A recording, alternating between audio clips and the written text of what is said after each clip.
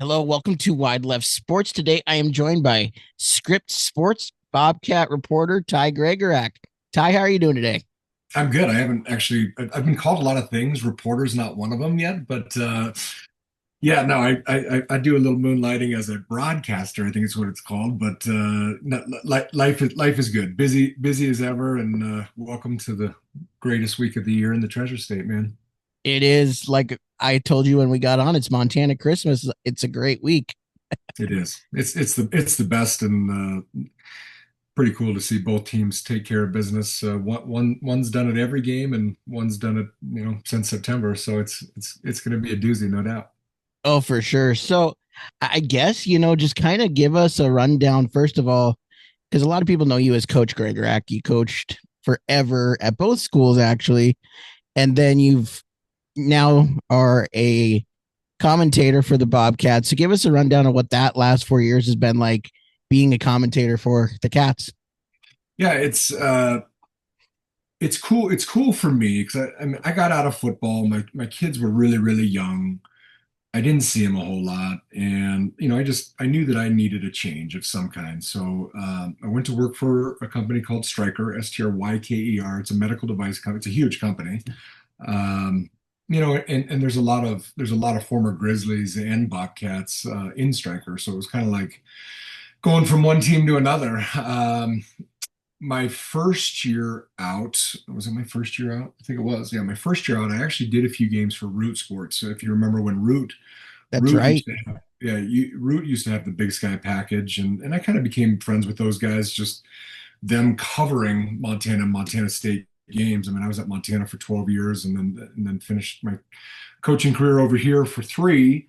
And they said, hey, why don't you come, try a few games? And I did, and I loved it. It was fun. But then they dropped the package. I think they just went exclusively with the Hawks or the Seahawks and the Mariners over there in Seattle. I think it's at least I don't know if it's a Seattle-based company, but they definitely have a station there, and they got out of the Big Sky, and then Script Sports got a package, and that would have been 2000. So that would have been 2022, I guess, was the first year. Um, and yeah, just been doing it ever since. They actually just re-signed the Big Sky, or the Big Sky and Scripps inked another 5-year deal moving forward. So it's been fun. I guess to sum up what I meant to say 90 seconds ago, it's fun for me to be around the game without, spending all day every day away from my family. And I get to be around college football on Saturdays and get to call the games, and I have a lot of fun with it. That's awesome. So talk to me a little bit about the on-screen team. I know that there's a bunch of behind the scenes people, and we'll get to them in a minute, but the on-screen team of you, Ben, and then Grace as well. What is it like to work with those guys and just get to have that camaraderie with them as well? Yeah, it's been fun. I mean, we kind of had our last, true production meeting this Monday. We have a production meeting every Monday, and it's kind of crazy that this is it. This is the last game. ESPN owns all the rights to the playoffs, and it's kind of always like it's a little, it's a bummer when the season comes to an end, because we've all become, really good friends. Our producer that does all our games, he and I text each other and call each other throughout the year. In fact, he produced the draft last year, and he sent my son Jax a draft coat from Green Bay. So we've just become friends. Grace does a heck of a job. She's jumping in my rig, and we're driving to Missoula together. And I told her we needed to stop in Butte for a quick bite of lunch, and we'll have a production meeting in Missoula around 4. And then I think we're all of us, the on-air folks and the behind-the-scene folks, are going to get together for a bite that night. So yeah, I mean, it's, Ben and I are really different dudes, but we have fun and make it work on Saturday. He's got this big booming voice, and I sound like I've been smoking cigarettes for the last 30 years, which I don't, but I guess I probably spent a lot of that time yelling on a football field. But no, we have a good time. We're a really close knit group. there's a lot of inside jokes and stuff throughout a game and throughout the week. I mean, you should see our text thread. Like I needed to delete my text thread to get some memory back. So or not, I don't know, whatever it's called, gigabytes of memory, whatever. No, we have fun, and like I said, it's just been really fun for me to be around the game.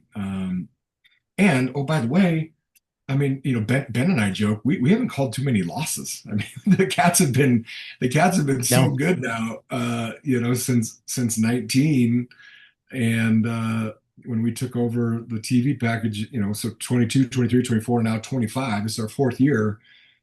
We've only broadcast a couple losses, which is pretty crazy to say. And then the last part of that I'll say is I'm really excited to get to do the game with Jordan Tripp. Jordan and I coached at Montana, and um, helped bring him into the program, and coached him his career, and he ended up having a great career. He turned it into being an All-American and getting the chance to make money on Sundays, and it'll be like going down memory lane for the two of us on Saturday. We'll have a lot of fun. And Trey Bender, their new play-by-play guy, he does a heck of a job. So getting to work with him, Ben, I don't get to work with Ben. Ben's going to do a watch party in Portland. Grace and Kyle will be on both sidelines. But yeah, the booth will be tight at Washington Grizzlies Stadium, but it'll be Trey Bender, Jordan Tripp, and myself. that's so awesome. So, talk to me a little bit about your obviously connections with both schools. How cool is that, with these opportunities to do the Cat Grizz game, that you get to kind of mesh your whole career with your time with the Grizz and your time with the Cats? Yeah, no, it's incredible. I mean, the bulk of my career, I mean, 18 years, 15 of them were at Montana and Montana State, and so got to coach. I mean, shoot, I'd have to look at the all-time tackle list. I think I got to coach a lot of the guys that are in the top 10, or at least in the top 20, at Montana. Got to play for three national championships, five semifinals over there, and then to come here with Jeff. The program was really kind of struggling. And, I remember the first defensive meeting I ever ran with the entire defense. I actually showed a video of us at the Grizz, partying on the 50-yard line, with the Brawl the Wild trophy. And I looked at the defense. I said that this stuff's over. We're not losing to those guys again. And sure enough, we didn't. We I was a part of three of them over here, and then Choate won a fourth in a row, and I think that that really kind of spearheaded this program into the 2020s, and I mean the rest is history. I mean, shoot, they two out of the last three national championship appearances and multiple conference championships, and I mean Coach Vegan has done an incredible job. Don't get me wrong. He has built this thing. He's taken a good thing and making it great, Right. and he's built. I mean, they're considered one of the blue bloods of FCS now, and Leon Costello and Waded Cruzado, and the amount of money they're putting into this program, and they're recruiting at a high clip. I mean, why MSU I think has gotten so good is their depth is insane. Yeah. They're playing 20 guys on defense every game. I mean, and there's not much of a fall off, and so it's very impressive to see what has happened here, since I mean, I say since I left. I'm raising my family in Bozeman. We've been here almost 10 years now, and so I feel like a pretty lucky guy, man. I spent 12 years in Missoula, and this January will mark our 10th year here in Bozeman, and get to live in the Treasure State, married a Montana girl, and life's pretty good if you get to live in this place. So having a great time. I love it. So, you being a defensive guy and that being what you coached your whole career, what have you seen in the Bobcat defense that makes them so lights out? I mean, they said a stat the other day during the game. It was the Bobcats haven't allowed any points in the third quarter since Oregon. Correct. What's made them so stout? It's kind of like I just said about Coach Vegan, Sean Howe, who I have a ton of respect for. He's taken a good thing and made it great. I mean, because they've been good on defense now for a while. I mean, you could see that shift happening when we got here. Jeff's a defensive guy. We weren't we weren't. I mean, we were getting good, and these guys have just become elite. Why? Well, I mean, it all starts with recruiting, and they've recruited well. They have. The depth is incredible. they're very, very sound. They don't bring a lot of, people always ask me, why don't you blitz more? Why don't you blitz more? Like, if you don't have to, why would you? If you got dudes up front that can rush the passer, and that's where I was always so lucky at Montana, having guys like Zach Wagaman, Tyrone Holmes, Caleb Kidder. I mean, Mike Murphy. You can go down the list of all the great defensive linemen we had. When you got great defensive linemen, it sure makes the linebackers and that secondary look pretty good. So I think they do an outstanding job of leveraging the football. You'll hear Coach Vegan talk about that. And when I say leveraging the ball, they always know where each other fits. And so in terms of leveraging the football, they're outstanding at doing it. So again, Coach Howe has done an incredible job. He's an excellent coach. But I also think Coach Vegan has a vision of what the defense should look like. And I mean, he's had how many coordinators now? I mean, these Seems like guys every keep. year there's a new one. I mean, they keep parlaying really good defenses and really good seasons into getting that next job, whether it's Colorado State or Coach Daly went to UTEP. I mean, these guys keep getting bigger and better jobs, I guess, if you want to call it that. Meaning maybe just another comma in the paycheck. But Coach Howe, Coach Shepard, Coach Green, Coach Baptiste. These guys work well together. They don't do in a crazy amount of stuff, and I think maybe some of that. It's not like it's easy. Trust me. I mean, if you opened up a college football playbook, you can't be you can't be an idiot to learn it all. But I think they've done a good job of simplifying things, and the defense is playing outstanding. I mean, they have been. It's crazy to think you've got a top 10 matchup last week on Saturday, and UC Davis is good. I mean, Yeah. they're a good team, and to give up the most yards since Oregon, to give up, I mean, tied for the most points, or I guess with the overtime, double overtime, South Dakota State, but you know they played their butts off, and that would have been probably considered the bad game, I guess, at least statistically for this defense. Right. They've been, but again, that wasn't a bad game. They played. You get that many sacks, you take the football away. I think Caden Dollar's probably, in my mind, cemented himself as the defensive player of the year. As I told Coulter Nuanez yesterday, it feels like we're already 4 days into the week. Coulter and I we did an early morning conversation yesterday, and I just said I'd be shocked if the coaches didn't take the best player from the best unit in the conference and make him MVP. So I think the Billings West young man, I mean, and his brother's a heck of a player too. Obviously, I mean, it's Yeah. those guys are unbelievable. But I think Caden probably solidified the MVP, at least in my opinion. Yeah. And I love hearing that because I know he's had a whole host of injuries. And so for him to come back the way he has this year is just it's so cool to see as someone that's followed him since high school being in Billings. It's so Totally. cool. No, he's a leader. He's kind of that quarterback-ish guy of the defense, and you can tell that the way he communicates, his energy. He plays the game the right way, and it's pretty cool to see. And to your point, yes, he's overcome a lot of adversity, and to stick it out and to just keep moving forward and getting better and better. He's become a dang good football player. Yes, he has.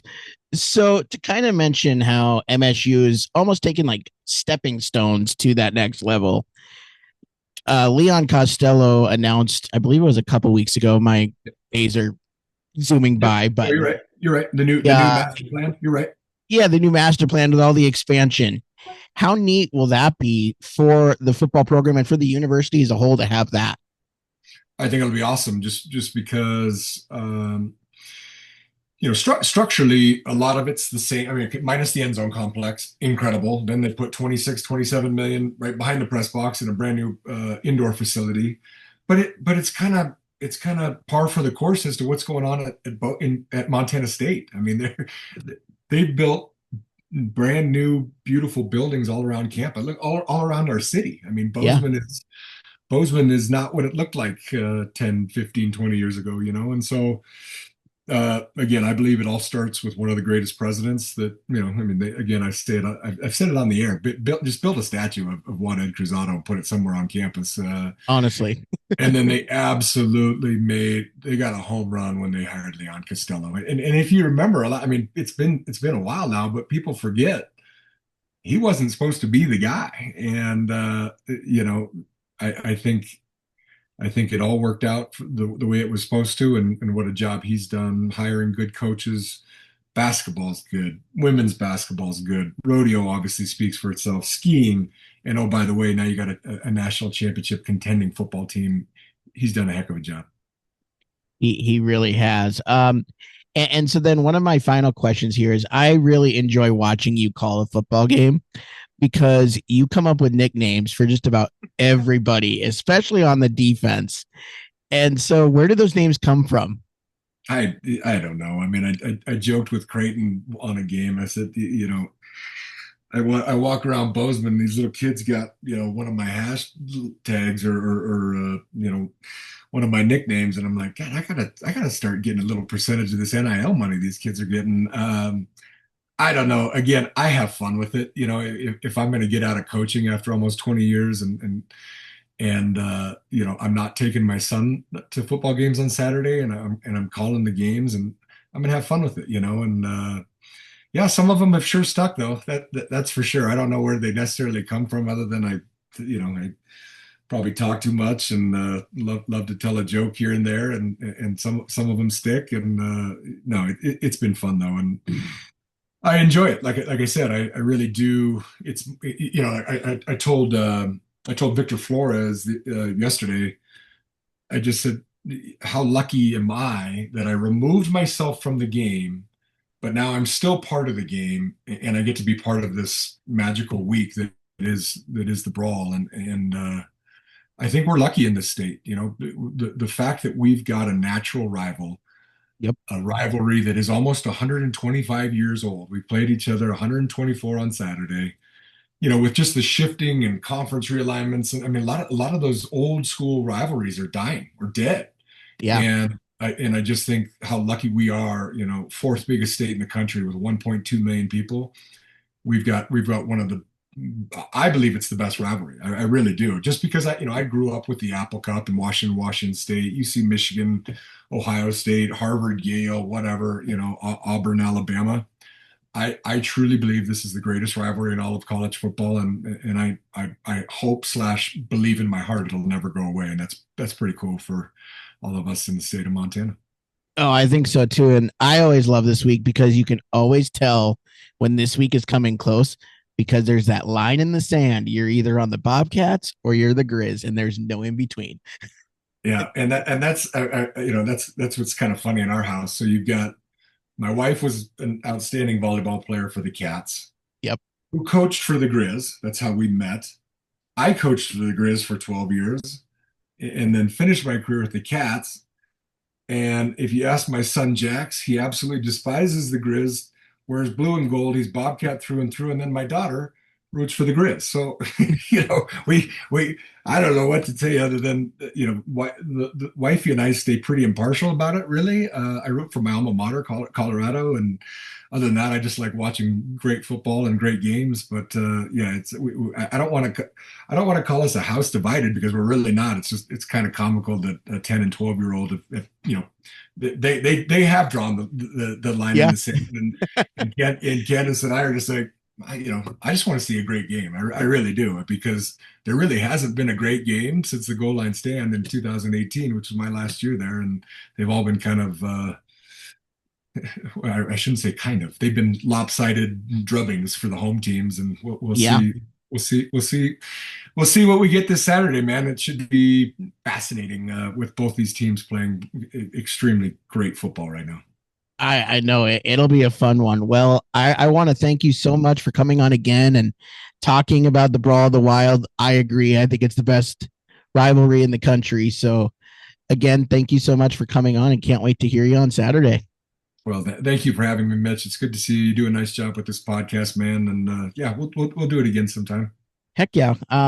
Yeah, thank you so much. And again, good luck on Saturday. Thank you, sir. Great to Yep. see you. You Take too. care.